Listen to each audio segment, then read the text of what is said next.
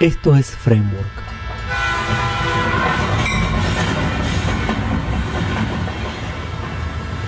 Un podcast psicoanalítico.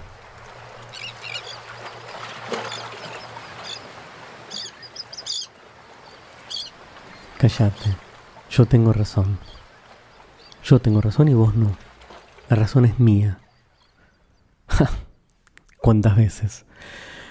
Tener razón es uno de los problemas quizás más profundos para lograr un entendimiento. ¿Qué es tener razón? Hay un meme muy famoso en donde hay dos personas enfrentadas al número 6 o al número 9. Una grita voz en cuello 6 y el otro grita voz en cuello 9. Y lo que se dice es que en realidad ninguno de los dos tiene razón en sí mismo y los dos tienen razón en simultáneo porque cada uno está teniendo en consideración el vértice de aproximación. Un físico resolvería el problema de otra forma y diría que en realidad es 7,5 más menos 1,5, que sería la forma en realidad de llegar a una solución en términos de medida de la cantidad. Pero claro, es evidente que no estamos hablando de medidas. Lo mismo podríamos hacer si dos personas están mirando el 0 o si dos personas están mirando el 8, en cuyo caso podría haber un tercer observador que dijera no, infinito, y así hasta el fin de los tiempos. Pero quizás también por esta rencilla de fanatismos en donde todos queremos tener razones que tiene tan mala prensa y tan mala reputación en los últimos años poder discutir ideas con pares o con parejas. Veamos primero la parte más trivial, que es la parte, si querés, pública del discutir. Cuando se discute entre pares, en general la discusión se torna agresiva y se convierte en una especie de inventario de invalidaciones y agravios personales. En vez de discutir la idea, se ataca a la persona. Se le pega a la persona para callar cuando la idea no me gusta. Entonces, ¿qué significa tener razón? Nada. Se discute no para convencer al otro, se discute para enriquecer el punto de vista propio y quizás, y ahí está la elección del interlocutor, alguien puede también obtener algún tipo de enriquecimiento de discutir con nosotros. No se trata de ver cuánto me convenzo yo de la idea de mi interlocutor o cuánto mi interlocutor se convence de mi idea, sino, y todo lo contrario, cómo cada uno de nosotros puede enriquecer la idea propia que tiene y quizás cambiar de idea o quizás obtener una tercera idea que no la habíamos pensado previamente ni mi interlocutor ni yo.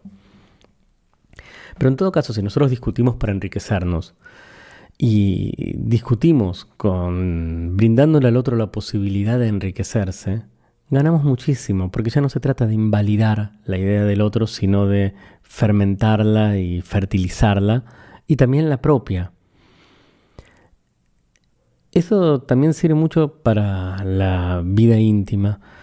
Si ustedes me preguntan, si vos me preguntás, ¿qué tiene que tener una pareja para durar?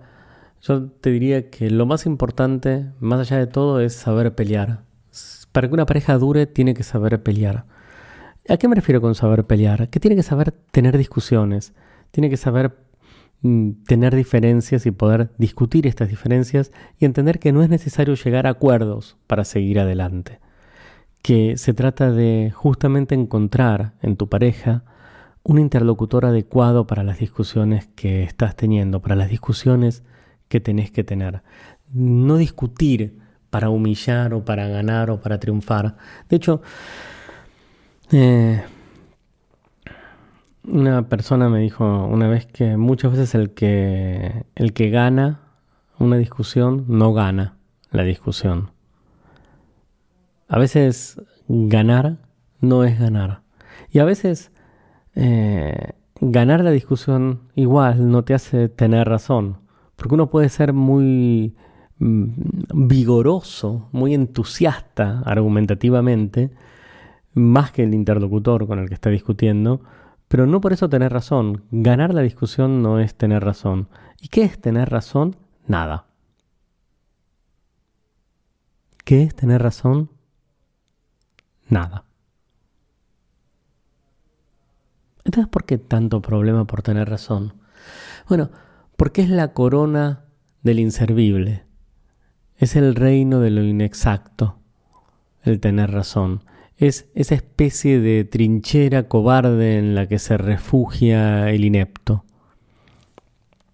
Puede parecer nihilista frente a la existencia de la razón, pero ninguno de nosotros tiene razón en última instancia. A lo sumo tenemos ideas que se encuentran más o mejor o más elegantemente asentadas. Yo pensaría más que en quién tiene razón, en el problema de las implicancias de la idea. ¿Soy capaz de tener una idea y nutrirla? ¿Soy capaz de tener una idea y transformarla? Vos fíjate que muchas veces, al igual que pasa a veces con las amistades, se transforma el tener razón temporal en un argumento válido. Por ejemplo, mira, yo hace 20 años que pienso lo mismo.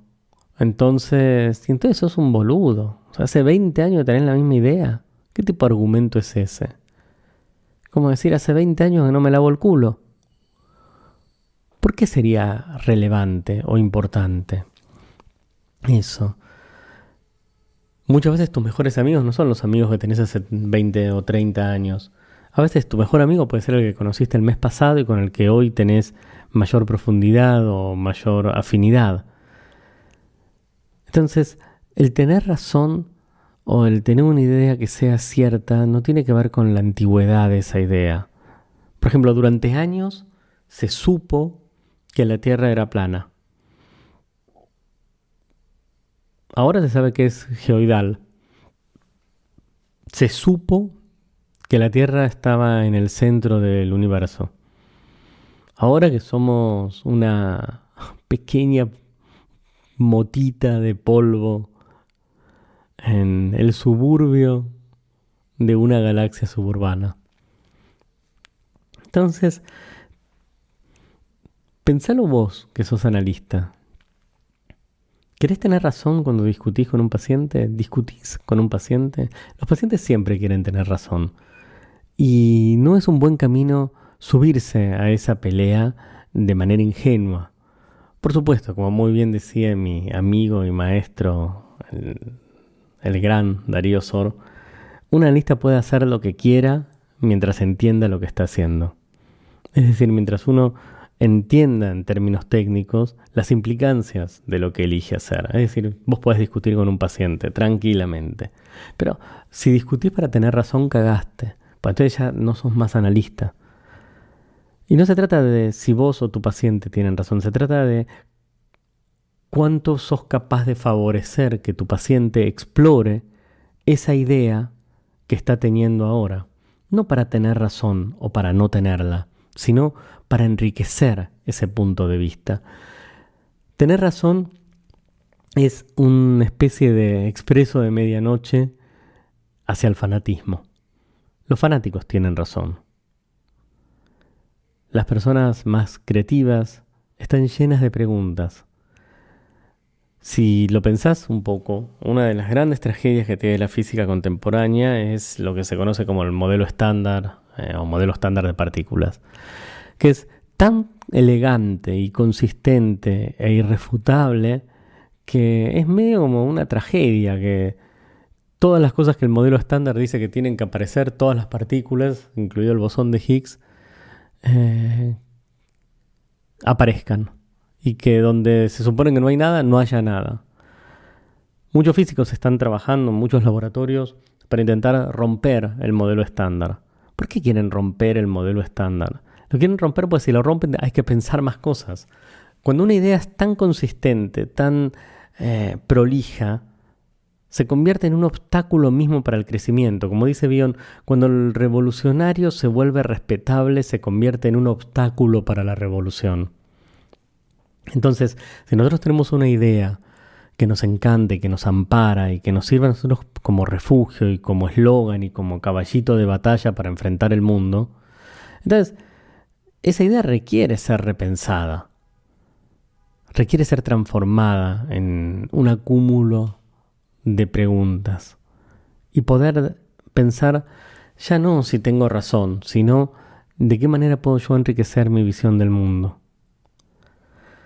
Al igual que el tiempo y que los pacientes, la razón no se tiene. Uno no tiene razón. Uno a lo sumo está en buenas condiciones para razonar una idea. Y uso razonar no en el sentido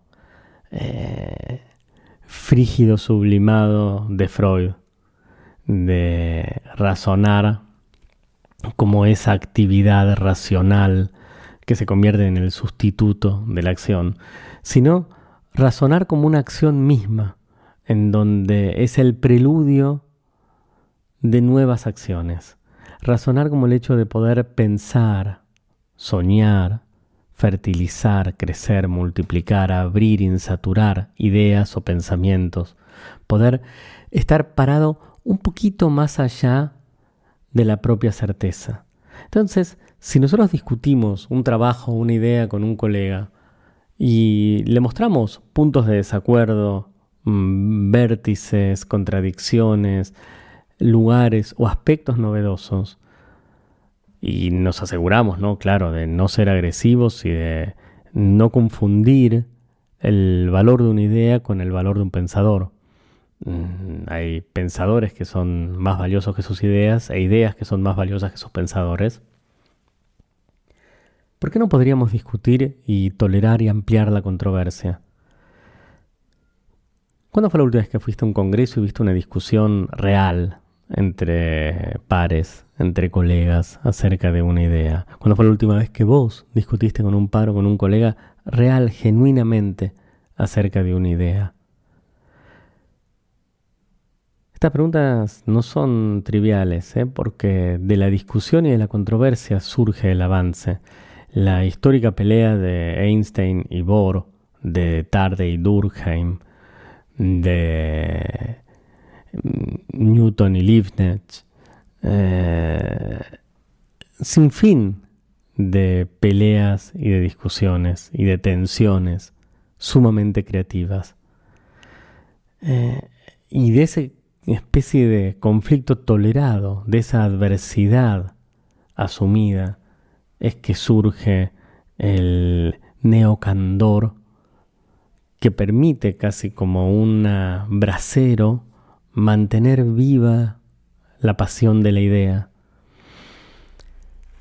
¿Nos animamos a pensar, entonces, más allá de si tenemos razón o no, a discutir aunque no tengamos razón, no para ganar la discusión, sino para ganarle al infinito informe un poco de forma y reencontrarnos con el placer de la idea? Vos, que escuchás este podcast, que invertís tiempo de tu vida en escuchar y pensar, aunque sea un poquitito, en ideas muy cortas, presentadas de manera relativamente simple, ¿te animás a repensar a lo que hagas después de escuchar esto? Poder ir a discutir con alguien. ¿Quiénes son tus interlocutores? ¿Tenés con quién discutir tu vida? ¿Tenés a alguien que discuta tu vida con vos? Esta pregunta es una pregunta acerca de la soledad, al final del día, y del buen amor. No estamos para tener razón. Estamos para encontrar razones nuevas todo el tiempo. Nos vemos la próxima.